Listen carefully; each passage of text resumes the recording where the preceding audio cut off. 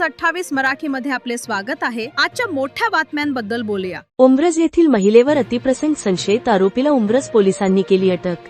सातारा कराड तालुक्यातील उंब्रज पोलीस स्टेशनने दिलेल्या माहितीवरून 4 डिसेंबर 2025 रोजी रात्री सकाळचे 8:30 वाजण्याचे सुमारास संशयित आरोपी अनिकेत प्रकाश लोहार राहणार कोळे तालुका कराड जिल्हा सातारा याने अतिप्रसंग केला। याची फिर्याद उंब्रज पोलीस स्टेशनला 22 डिसेंबर 2025 रोजी गुन्हा रजिस्टर नंबर 509/2025 BNS कलम 64 प्रमाणे गुन्हा नोंद झालेला आहे।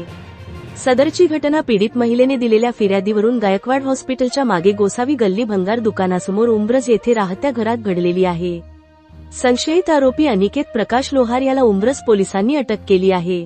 आरोपीला न्यायालयात हजर केले असता 3 दिवसाची पोलीस कोठडी मिळाली आहे। अधिक तपास उंब्रज पोलीस स्टेशनचे तपासी अधिकारी PSI ठाणेकर करत आहेत। इंडिया न्यूज 28 सातारा जिल्हा प्रमुख प्रतिनिधी अवधूत पाटीलची रिपोर्ट।